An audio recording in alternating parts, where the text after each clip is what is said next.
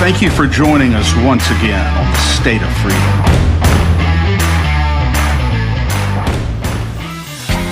The State of Freedom is a listener-supported podcast. We are committed to pursuing the truth about policymaking, regulatory actions, and political maneuvers in Louisiana and at the national level that stand to impact your freedoms.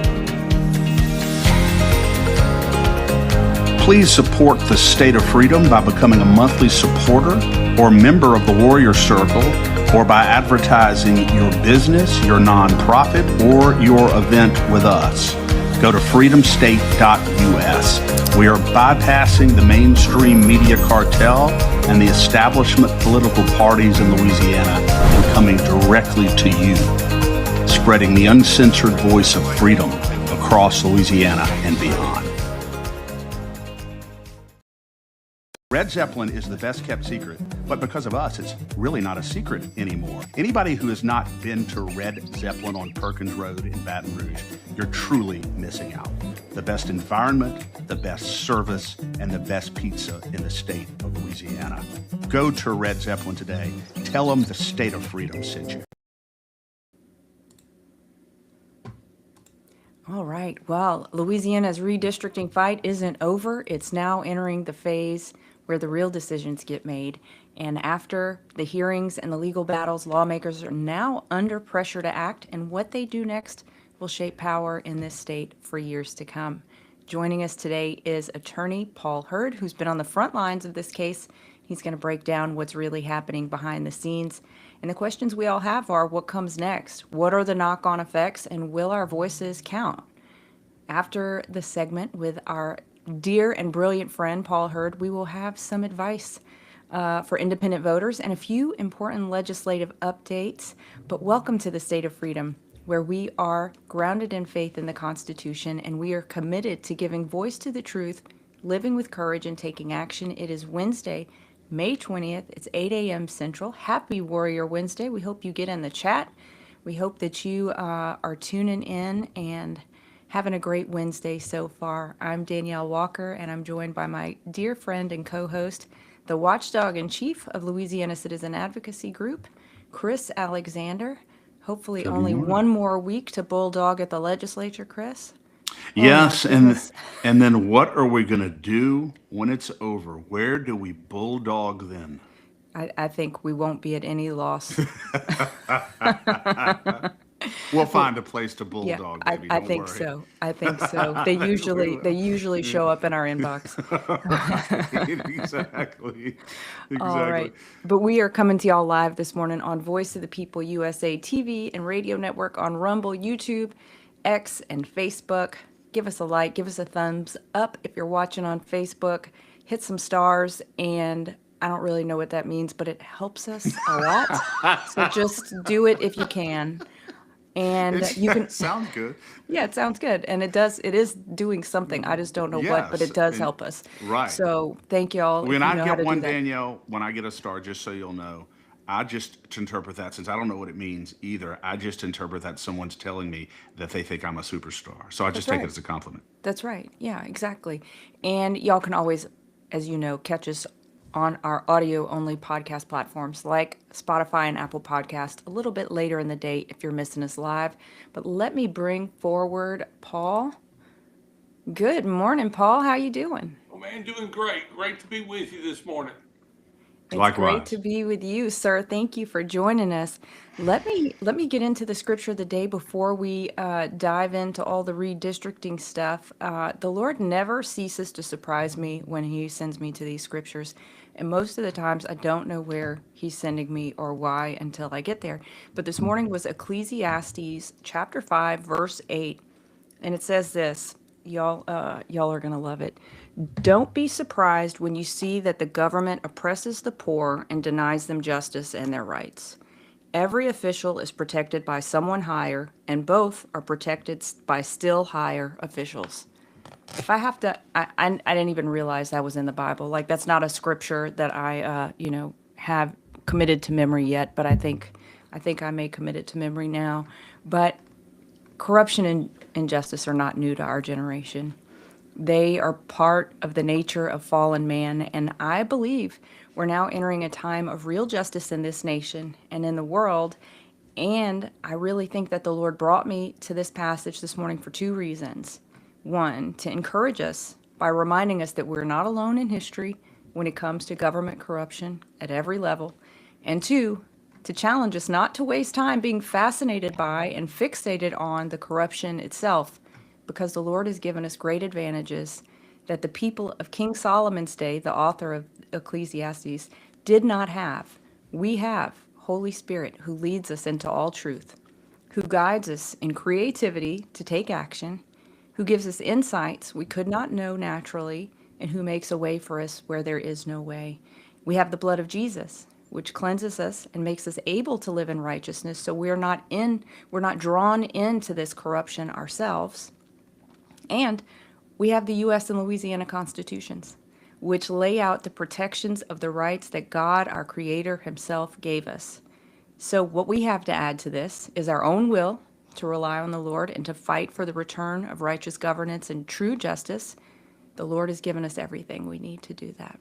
Yeah, he's given us everything we need to do it. And you said, Danielle, we also have the U.S. and the Louisiana constitutions, which are our pale approximation of the ultimate justice of God, but very, very, very solid. And the reason why we have the Louisiana Constitution as we have it now is because of our guest, is because of That's Paul true. Hurd, one of the top three people who actually helped to draft the 1974 Constitution, and in 2006, the robust strengthening of our property rights here in Louisiana. Paul is a familiar face and guest on the State of Freedom, and it's, as always, it's such a privilege to have you with us today, Paul. Man, it's exciting to be here. We're making progress on the redistricting. We got a great opinion out of the Supreme Court. It's radioactive and it's gone nationwide, baby. Yeah. And the good point of it is the message in Calais is that we've moved forward. The Supreme Court has moved forward beyond preferential allocation between races, and it said, no, we're strongly together, and we're going to require government to leave racial allocation behind, and what we're going to do is favor the normal powers of government. Everyone has an opportunity and no one has a guarantee. And so that's really what Calais said. And if there's one word I want to suggest everybody, whenever you hear it from any spoken voice, if they say anything about Calais has disenfranchised anybody, you know that they're lying to you. Calais says we are going to allow our politics together to be done one with the other. If we live together, if we're in the same cities together, if we're in the same parish regions as you go out in size, Yeah. those are going to be the basis of political districting as a practice. It's the same ruling they did with admissions to college in the fair admissions case. And they said, no, we are not going to allow ourselves to be in a racial spoil system. And so we've moved on, and this thing is a we're together. And one reason I think Louisiana ended up the case was because we're so integrated racially throughout the state. I mean, each one of our major metropolitan areas, regional areas, are multiracial, multicultural. We live together, we go to school together, we play baseball together, we have block parties together, and that is great news for strongly together Louisiana. Yeah. One of the ironies of this, Paul, that I've noticed is this. It's one of the things that Calais demonstrated is that it's virtually impossible to cobble together in Louisiana. You could do it, but not in a constitutional way. A sufficient number of minority voters to create a majority minority district. And isn't that a testament to what you just said? That we are, in fact, living among each other. We're working together. We're breathing together. We're playing ball together.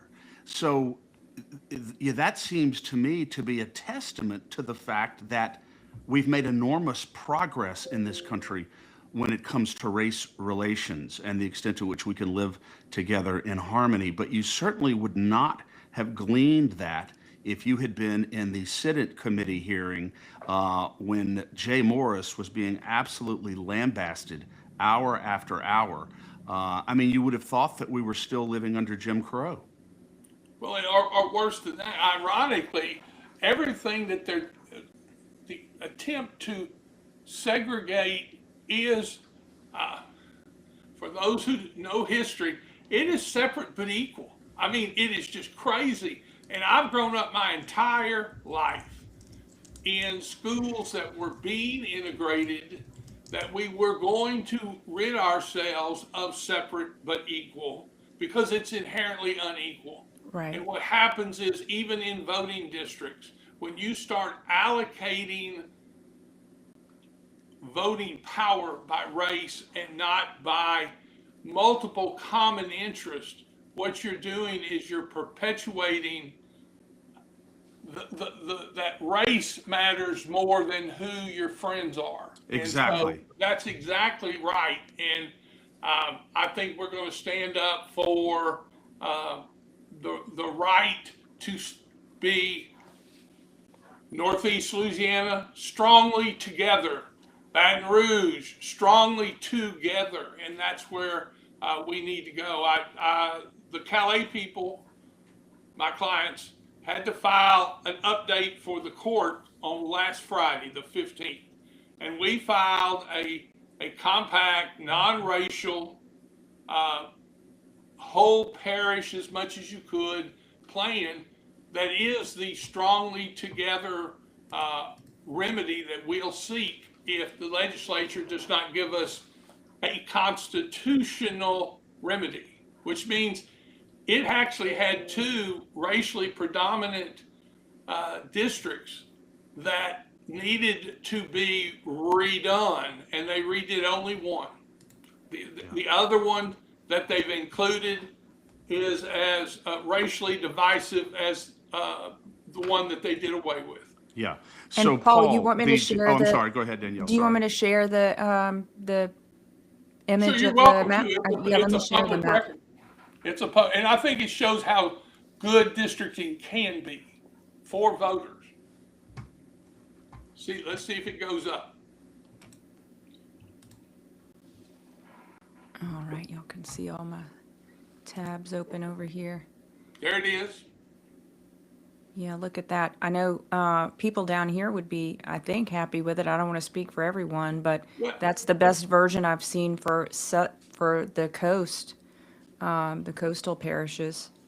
And it's all driven by one man, one vote. There has to be the right number in each group. And so each of these groups literally come within plus or minus 10 people of exactly the same population based on the census that was done in 2020.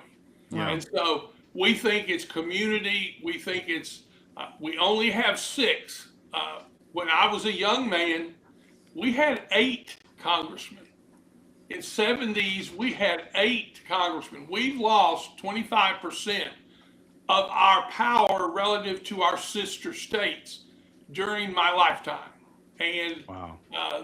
that short period of time really reflects on what Chris is doing at the legislature, and that is we have got to turn this battleship around before it just drifts off into irrelevance. Absolutely. And that's the state of Louisiana. Yeah, absolutely. Paul, one of the grand, I think, legacies of Calais, in my view, will be that it rejects the idea that our political preferences, our commonality, our common interests are forever and always tied to our race. I think that that is such a trivialization. I think it does such a profound disservice to us as human beings and a profound disservice to the Constitution. That everything that we believe and hope for is always and everywhere reducible to our race. I think that Calais is a grand rejection of what is really a lie, and I think it is a lie. And I Well, also think that it's a condemnation of DEI, right? Because it's the same thing. It's the same thing. It's saying that superficial exterior qualities are superior to the inherent value of people as individuals.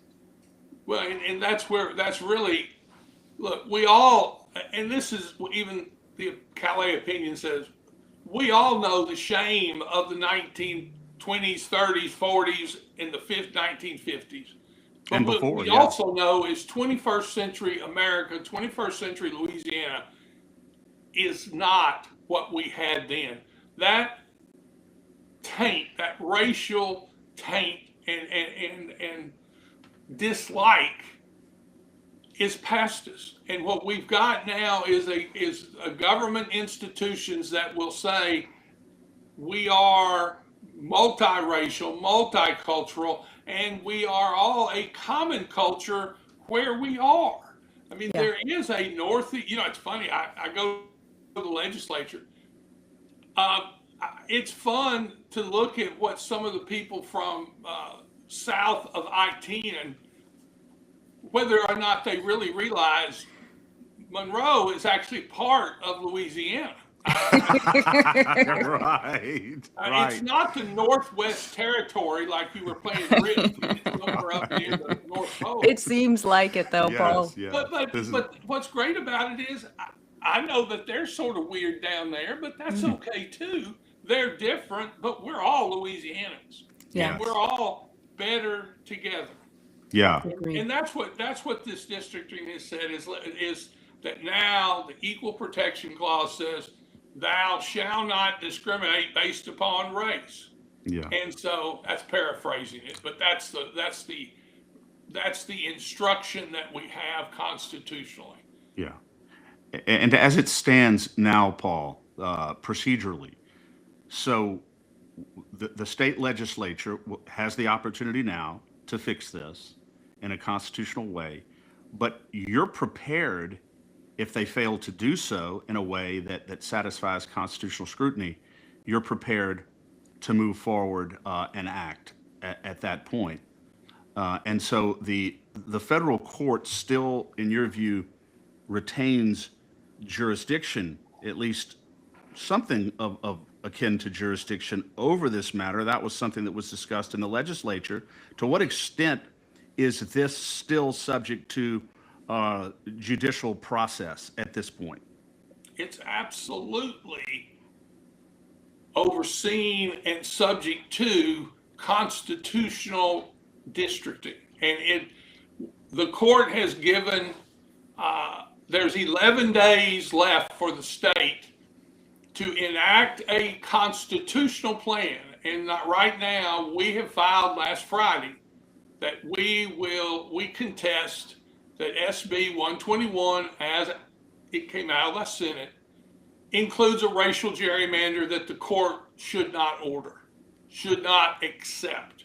That's why we submitted our plan that has no racial gerrymander, complies with Calais, and the House has the opportunity to clean that map up or do nothing. But the last say on this will be the court's decision before June 1. June 1, I think it is a Monday. I think or maybe a Tuesday, but I think it's a Monday. the Secretary of State has said June 1, she has to have the plan by June 1. We are waiting for the court to determined that the state has taken too much time, has not gotten it done. And this is what's happened before, is they stall and wait till the last minute and then try to jam another racial gerrymander down the people's constitutional throats. And I don't think this court will allow that to occur, because the U.S. Supreme Court did Calais. It has now vacated a pre-Calais, a racial district in Alabama. It has vacated an opinion out of North Dakota that was pre-Calais, and they said, based on Calais, go back and look at what is constitutional. And let's see, it was North Dakota. I don't remember the other one in Alabama. And the point being, the Supreme Court is recognizing that it changed the calculus on voting rights, and that it wants its opinion and its requirements to be implemented now, not next year, not 2 years from now, not someday in the future. Ours is a final judgment. So of all the states, we're going to get a constitutional remedy for our clients. And Paul, you hit on something that Chris and I were discussing last night. We were like, wait a second, wasn't the legislature, wasn't the House Committee on Governmental Affairs supposed to be taking up the debate on the map yesterday? The committee never never convened on that debate. And we have seen this before. You know the games they play just as well as we do. Exactly what you said is exactly what we were discussing would happen last night when we were getting ready for this, which is they will try and shove something in there that is going to be unconstitutional. What have you heard about when the House will take up the debate on the map, and the one that made it through the Senate, or the two that made it through the Senate? And it sounds like you don't believe that what's made it through the Senate is constitutionally acceptable at all. I know we have filed our critique of it, and it is clearly retains a racially gerrymandered district. And so it would be, we believe, under Calais, unconstitutional. And then the court would then have to decide what is a constitutional remedy for this election. But this court's, I have full faith that this court is not going to get stalled out to allow, nor is this court, do you want to be the district court that immediately after Calais orders the implementation of another racial gerrymander? I wouldn't want to do that if I had a federal robe. That's their choice. That's way above my pay grade. I throw softballs, they've got to hit them. And so it's their job. They'll look at it and they'll make good judgments about it. Yeah. So if the House does not clean these maps up, or simply doesn't act at all in a timely manner, the federal court would then possibly or probably look at the map that your team has submitted, and then order that map, order that we use that map. It would be ours. The state would be in a weak position, because no one at the state has the authority to suggest a state plan except the state legislative process. What you would have would be our proposed remedy, and you would probably get that have already been filed, a series of the same illustrative plans that the Robinsons submitted. Let's go all the way back to the Middle District Court in front of Judge Dick, that they said, oh, this is what the voting rights required, and they've submitted them again into this case. I don't think with Calais that those districts have much constitutional backing. That's respectfully what we have said to the court. And so your team is locked and loaded, ready to go. We have already filed our brief. We will have a hearing if the court needs it, or the court has the authority to simply say the state was given an appropriate amount of time and for whatever reason was unable to make a final decision, and therefore We're going to take care of 2026, and the state will then have 2 years to change it if they wish. But what our case does is our voters are entitled to a constitutional election in 2026. Yeah. Now, the Secretary of State says, I got to have it by June 1. That is 10 calendar days.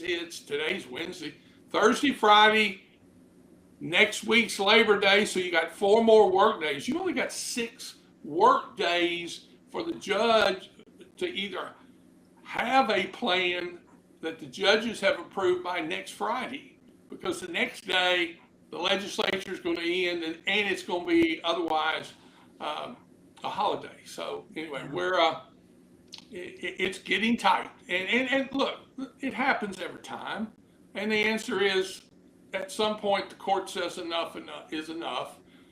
Think about it. We've issued this opinion in late April 28, 29. They've had a month, and they've been in session every day. The problem is to figure out how not to racially gerrymander. That's the legislative wall that they're trying to climb, and that is to do a constitutional, regional, non-racial congressional districting plan, and that's what we've offered up. Yeah. And I would imagine their next trick will be, how do we racially gerrymander while not racially gerrymandering and saying that we're not racially gerrymandering? Right. Oh, that's right. I mean, it goes back, I think I said this last time I was here. The quote that I gave in 1995, when I won the first case as a Shaw racial gerrymandering case in the nation here in Louisiana, my quote was, we won because they were so confident in what they were doing, they didn't even care to lie. Well, that's where we are now. They cannot say what they did. The district that they've proposed is the same one that 2 years ago they swore they did because they had to make a racially majority minority district, and they divided parishes and cities racially, and they had to do it under the Voting Rights Act. That same district has more than 95% the same boundaries, but it's not racial anymore. Yeah, exactly. I might have been born at night, but I wasn't born last night. Yeah. and what really is just amazing is that essentially by saying that they didn't have any choice but to do what they did, was that basically they were being ordered by a federal court to violate the Constitution. That is in effect what they're arguing, Paul, that they were being ordered to violate the Constitution. And not only that, now they may be arguing that they are not going to follow the order of the federal court to not to follow the Constitution. So you can't make this stuff up. Well, and there is no consistency on the state's side. They've been with the Constitution when they thought they liked the political results. They in favor of violating it if they liked the political results. And look, it's a tough job, but the answer is, at the end of the day, the Constitution is the trump card. That's right. And so the answer is, that's one of the rules we abide by, and we had a real clear, straightforward opinion from the U.S. Supreme Court that says thou shalt not racially gerrymander unless you have specific discriminatory problem that you can identify, and that this would solve that problem. Yeah. Through all the hearings, no one said there was anything discriminatory in our registrations, in our voting procedures, in our voting locations. There was no racial discrimination going on. And therefore, there's no predicate to even consider the Voting Rights Act remedy that might allow some use of race.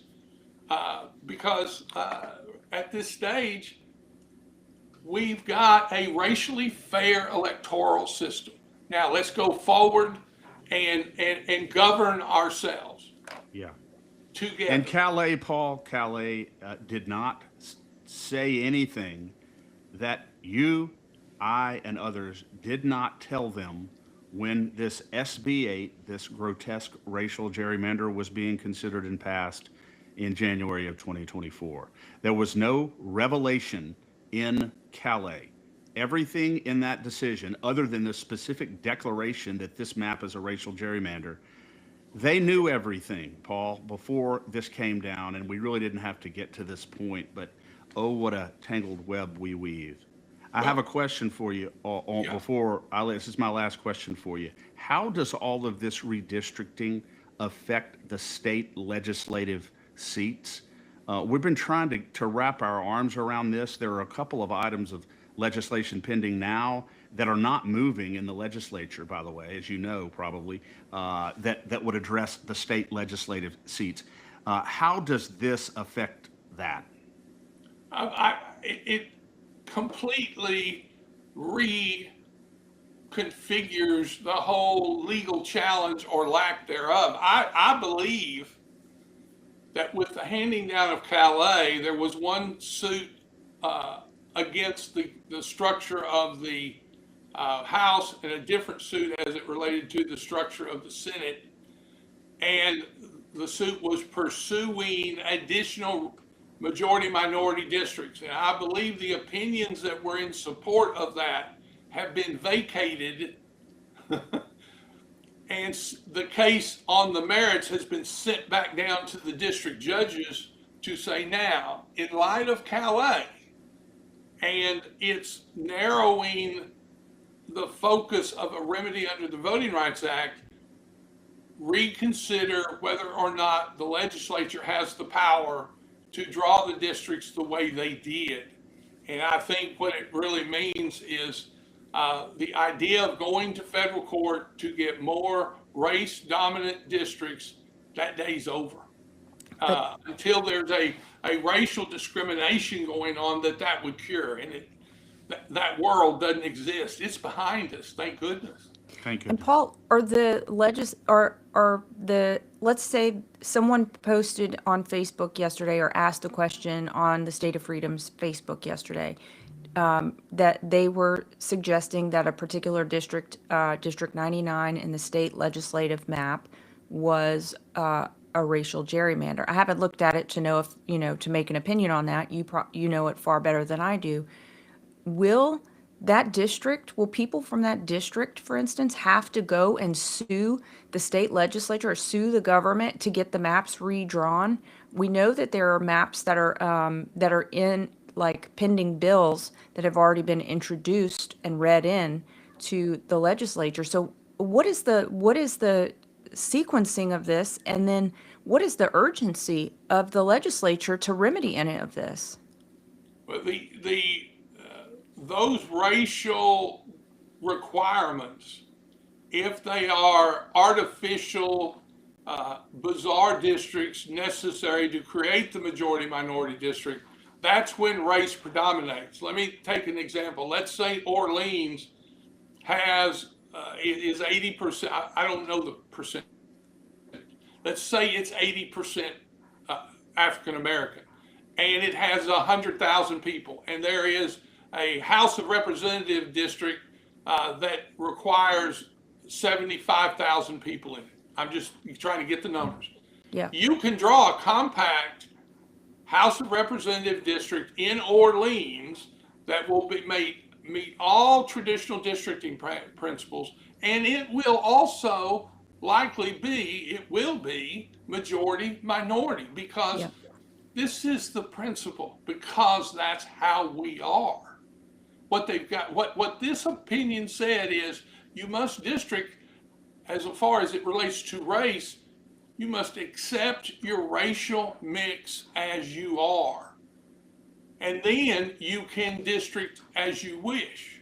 And that's really the simple point to this. It's not hard, but there will be lawsuits on the side, either new legislation or lawsuits from majority minority districts that are bizarre, that will challenge that particular district or all the districts, depending on who the plaintiffs are.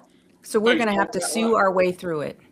they might as well get out the districting and draw Calais conforming compact districts and save the litigation money. Yeah.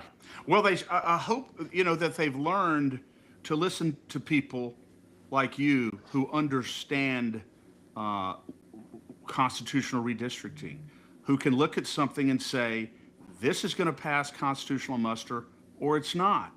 And if they don't, then they're going to get the fat end of the bat. And as you said a little while ago, I'm not sure that I would want to be in the position of being in that position once again, of trying to deliver something for approval or for passage that clearly is unconstitutional.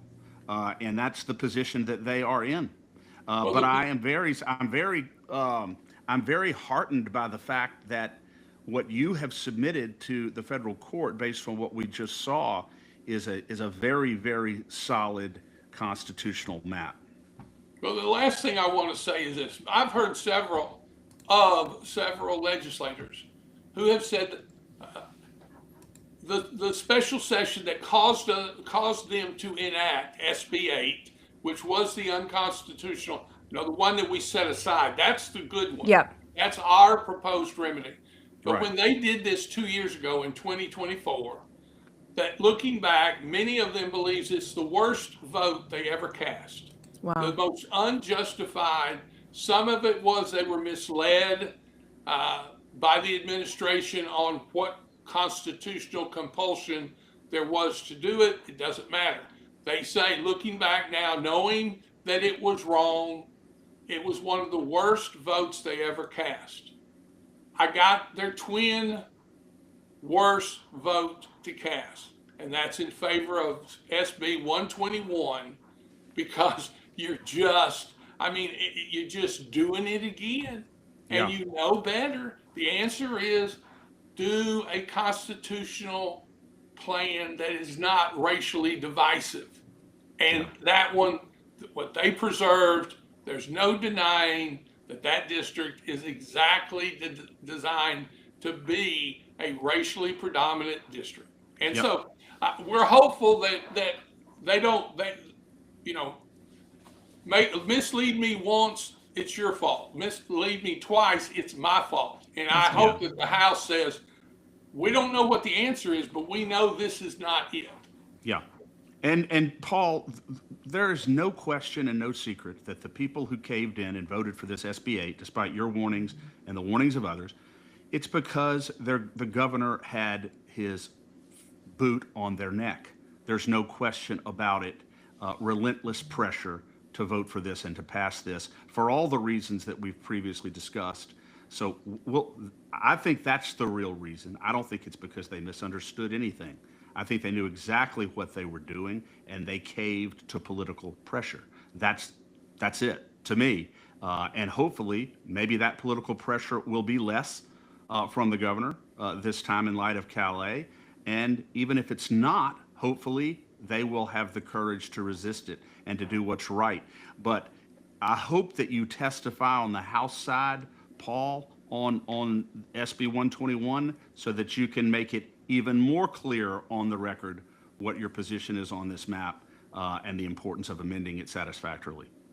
Well, I think now that we've filed it publicly, I think that's probably likely it's going to occur. But other people are going to say the same thing, and that is, guys, it's a Calais violation. Let's don't fool ourselves. This is it could be great for Louisiana if we would say, I'm sorry, we believe in the Constitution. We're not going to propose this racial gerrymander and send it back or let the committee decide on a different way forward. This is I don't believe is it. That's what we've said to the federal court. And pretty soon the federal court's going to, I think, take a step, whether it's a hearing or briefing, take a step to draw a line for it to make a decision so that decision can be given to the Secretary of State by Monday, June 1. And so that's this work week and next work week, and next work week only has 4 days. because I think Memorial Day is next Monday. And Yeah. so we literally have 6 work days. And lots of us work over the weekends. So Yeah. we'll be glad to do whatever the court needs us to do. Yeah. Not a lot of time left, Paul. Not a lot of time left here. Well, it's always a pleasure to have you with us. And I think as we move along here, Danielle, my recommendation will be that we have Paul on more frequently because I think things are going to start happening here very quickly. Yeah. And I have like 15 other questions I want to ask you, Yeah, Paul. me So too. we'll reconvene on this. Yeah. Okay, well, look, I can't thank you enough for letting us get the word out on the status of the case. Something will happen in the federal court under its oversight in the next 6 work days. All right. Well, thank you once again, Paul. God bless, and we'll talk soon. Thank you all. God bless you, Paul. Take care. God. Oops. Sorry, I let him go maybe a second too soon. Sorry about that, Paul. I just feel like the leadership is playing with fire, Chris. I mean, I do they may be working themselves into some weekend requirements to be at work on Memorial Day weekend if they don't figure this stuff out and figure it out quick. Yep. And it all, as in all important decisions, political decisions in life, Danielle, it comes down to a choice between acting on principle, doing what's right, and caving to political pressure. That is what this will come down to. And they know exactly what they need to do.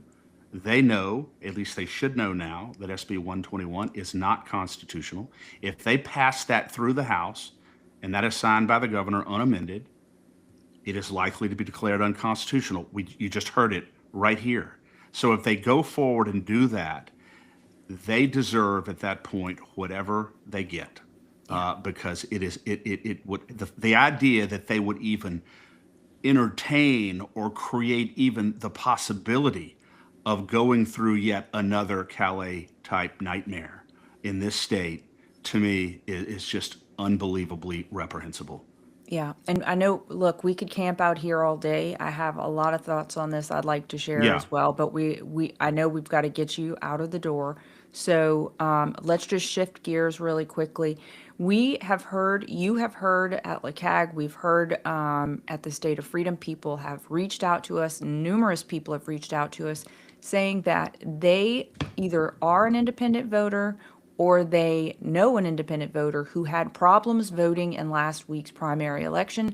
They were aiming to vote for John Fleming, but they were turned away and only able to vote for the amendments. Chris, what do these people need to know, and what do they need to do to be able to vote for their candidate in their party primary runoff on June 27th? Okay, I got a number of calls, people reaching out saying that unaffiliated voters that we're associated with. You can't come in here, Rocky.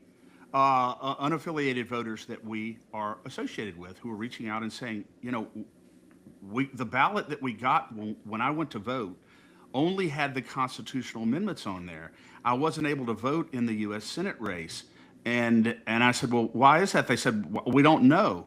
But we came to find out that unless you specifically requested it, if you're an unaffiliated voter, unless you specifically requested when you went in to vote, you want to vote in the U.S. Republican Senate primary, then you're not going to get that ballot. You're only going to get the ballot that had the constitutional amendments on it. So I don't know what is coming up on the ballot on June 27th. This may be the only thing on there. Yeah. But I would encourage every Republican voter who wants to, or unaffiliated voter who wants to vote in the U.S. Senate primary, particularly for John Fleming, because those are the people who are calling us, says when you go in there, I want to vote in the U.S. Senate Republican primary. That's what I want to vote in. And they will give you the appropriate ballot, and then you can vote. But Danielle, I suspect that the people who called us are just a representative sample of issues that probably occurred across the state. When people did not go in, they assumed that they would get the appropriate ballot. The people there already know that they're unaffiliated voters. They know they're not. They know what their party affiliation is. So you would think they would make sure that they got the U.S. Senate ballot in the event that and certainly you would think that in light of all the confusion that we've had lately, that the workers there would be a little bit more proactive in assisting them to make sure that they're voting in the elections that they want to vote in. But we got none of that. So I just encourage everyone who wants to vote, every unaffiliated voter who wants to vote in the Senate race, make sure that you tell them that when you get in there. Danielle, there may have been thousands and thousands of people across the state who unfortunately were not able to vote in the Republican primary this past time. Or in the Democratic primary. I know Or in the Democrat. Gary Crockett, who is in the runoff for the U.S. Senate race on the Democratic side, may have experienced similar problems. I know he's been watching the State of Freedom. And Gary, you just let us know if you're in the chat now. Let us know if you have if you've heard similar reports from potential voters or people who wanted to vote for you last weekend. I think this is probably pretty widespread. And it really comes down to, this is a new process for us. This is the first time in the state this is happening. And there's probably there's clearly a real lack of education of the commissioners for how to manage this process. And you know who we can thank for that, folks? We can thank Senator John Kennedy. I want everyone to remember, I know you love him. I know you think he's the funniest man in all of Washington, D.C., and he is. But he is the reason that unaffiliated voters are voting in the party primaries, and that is why we have this level of confusion. Otherwise, everyone would have known, hey, we have to be registered with a party if we want to be able to go and vote in the party primaries. And so this problem falls squarely at the feet of Senator John Kennedy. Make no mistake about it.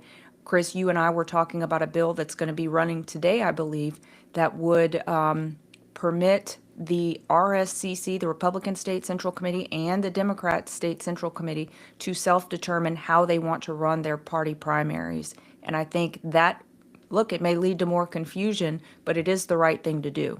Absolutely. It's Beth Billings' bill, and it simply allows, I think they have to let the Secretary of State know 180 days in advance of their elections whether or not they want unaffiliated voters to be able to vote in their primaries, and they get to make the choice.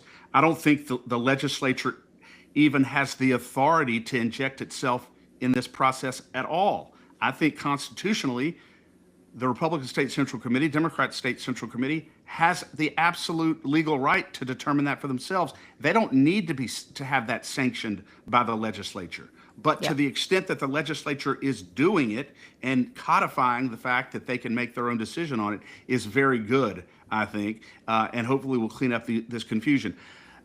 Danielle, the reason you mentioned Senator Kennedy, and you're exactly right. Senator Kennedy is the one who influenced the amendment of that bill 2 or 3 years ago that was a clean, closed primary bill, Emerson's bill. When it came out of the House, he influenced the amendment on the Senate side to allow the unaffiliated voters to vote. And I want to make sure we're clear about this. We don't have anything against unaffiliated voters. In Correct. fact, statistically, unaffiliated voters independent voters lean conservative. If anything, having unaffiliated voters vote in the Republican primaries probably benefits John Fleming. I would bet a substantial percentage of the unaffiliated voters who wanted to vote in the primary Saturday, but were not able to, we're going to vote for John Fleming. I would suspect that this is not a liberal, by and large, a liberal group, a voting bloc. And This is a voting bloc that's defected because the parties have failed us. And Exactly. I completely respect that 100%. And They are I so believe that disillusioned with it. I believe that the parties should both be exploded or imploded anyway. There's a question in the chat from James about how is Senator Kennedy involved. He basically inserted himself into the process and said we need to include unaffiliated voters because we're not going to be able to win our elections on a strict party line. Which is total nonsense, absolute total nonsense. And of course, Governor Landry fell right in with Kennedy. So he certainly helped in that process. But the prime mover behind it was Senator John Kennedy, making sure that what was originally a very clean, closed primary bill was amended to allow unaffiliated voters to vote in party primaries. There's no question about it. It's just a matter of record. And Chris, let's just move on quickly because I Yeah. got to shove you out of the door in 2 minutes. But you had a big victory for all of us yesterday in, of all places, Senate Jude A, the very scene of many crimes committed against the people of the state of Louisiana. Yes. But you testified yesterday against House Bill 410 by Representative Lori Schlegel, her bill that would make independent journalism, undercover independent journalism, investigative journalism, basically impossible in the state of Louisiana. Why don't you break down what happened? Yeah, her bill, in original form, essentially categorically bans one-party consent. So if I'm an undercover journalist or whatever, and I'm in a restaurant, and there's a politician or head of an NGO that's managing a bunch of our money, is talking about a public issue, under her bill, before it was amended yesterday, it would be illegal for a citizen journalist to record that conversation because of some expectation of privacy that the public official would have. Well, we have exploded that myth, and we have been battling since the very beginning to get a very explicit amendment put on this bill that would absolutely allow the good faith of recording of conversations in order to document public corruption or political corruption. That amendment is now in the bill, and I think it is a vital, vital protection against that would keep citizen journalists from or whistleblowers or watchdog groups from being sued for recording public officials engaged in the very act of public corruption or talking about public corruption or things that they're doing that are wrong. That will be protected now, whereas previously it wouldn't. And we, like I said, it was a major, major victory yesterday in Senate Jude A. So anybody who believes that this bill will, as long as it stays the way it is now, do not believe that you're going to be chilled or prohibited from engaging in covert recordings of conversations of public officials or the heads of NGOs, because you are protected at this point because of a lot of hard work. Absolutely. And Chris, I'm having some technical difficulties over here. I'm trying to get, there we go. I wanted to get the testimony, the link to your testimony on X, and I can also send the one on Facebook. I was just having some tech Oh, no difficulties problem. over here. We wanted to play the testimony for you here, but unfortunately, it's a little bit too big of a file for my system to handle it, the Yeah. software, the And we just recording have to keep software. Danielle, we have to keep a very, very close eye on this bill at this point, because we want to make sure that it's not amended in any way that would remove the protections that finally were put into the bill. And I think another important part of this, Danielle, is that Laurie Schlegel herself, on record yesterday, talked about the purpose of the amendment, and that the overall purpose of her legislation absolutely was not to have any kind of chilling effect on the documentation through one-party recording of public or political corruption. So if there ever is a judicial issue and it ever comes up, we have the actual statements on record of the author of the bill to determine specifically what the legislative intent was. So this was an outstanding result yesterday. I'm very, very pleased to have been able to testify and represent LeCag and really citizens across the state who use covert recordings as an essential part of their investigative work. And I think it's absolutely important to protect it. And of course, we would love if the bill got killed completely. I know we need to let you go, Chris, but one last By the way, question on, Danielle, this is just so you'll know, 36 states do just fine with one-party consent recordings in all circumstances.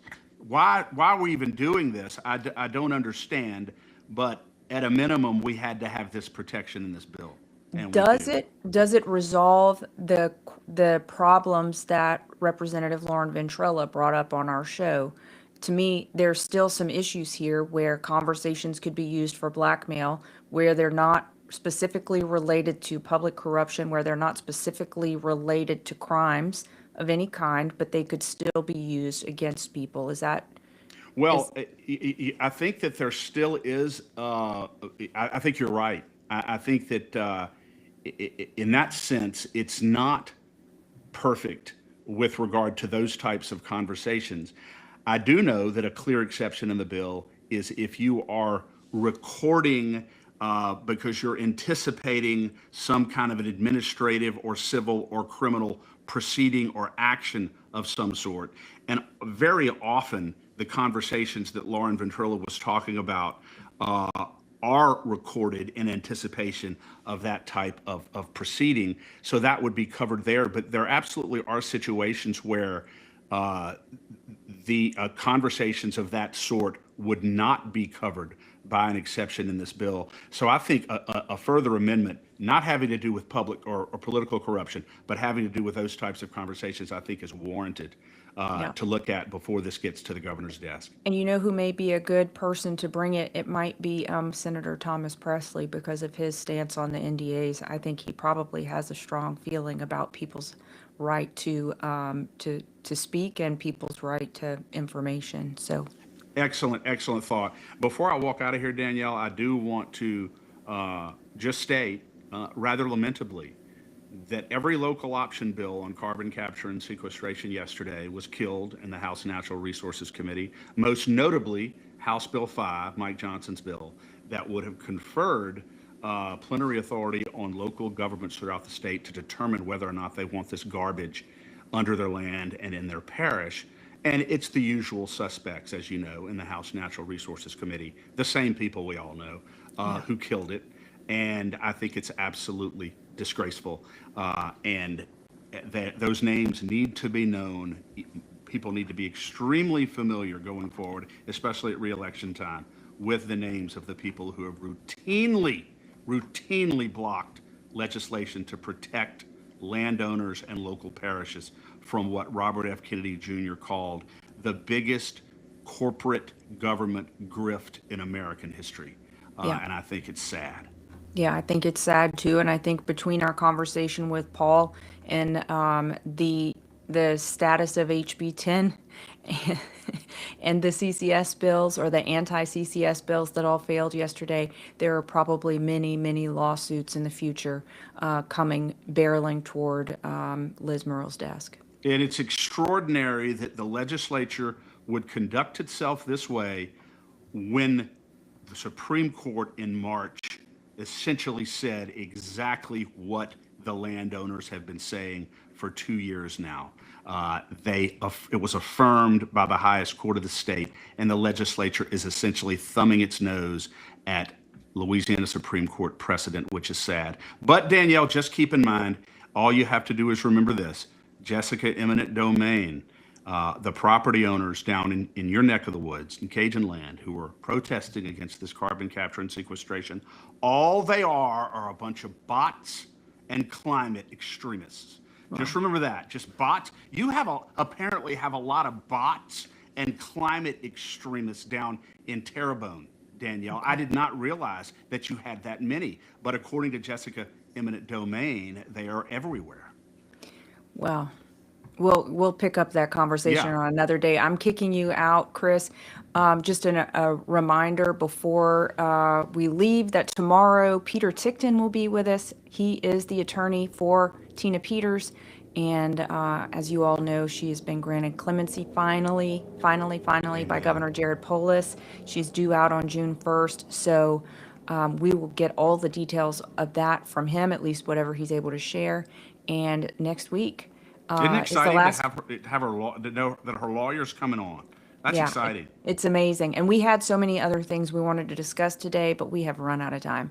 So we love you all. We are looking forward to seeing you all bright and early, 8 a.m. tomorrow. And Chris, have a wonderful day at the Capitol. God bless. Talk soon. All right. God bless you, sir.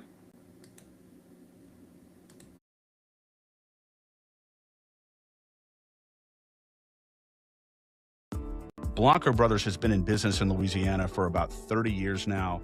I have personal experience with this company, and I know others who have as well. If you have a business or a home and you've got roofing, gutter, sheet metal issues at all, one number you need to know, and that's Blanco Brothers Construction. He will treat you right financially, and he will take very good care of you with regard to the quality of the service that he provides. I cannot recommend Blanco Brothers Construction more highly enough. Memorize the number 225-226-4222. Blanco Brothers Construction, the very best in the business. Fuego, it's just unbelievable. Whether it's the flame grilled carne asada or a signature mango margarita, I had one of those too. They're serving up a literal feast of freedom at Calle Fuego. It's just extraordinary. I love the owners, Andres and Jose. They run such a great restaurant. The service is extraordinary. The atmosphere is great. So if you're in Pineville in the Alexandria area or passing through, or if you live there, go to Calle Fuego and tell them the State of Freedom sent you. Thanks for joining us today on the State of Freedom. Any follow-up actions, resources, and links to our sponsors will be in the show notes. All calls to action can be taken at lacag.org. That's LACAG.org.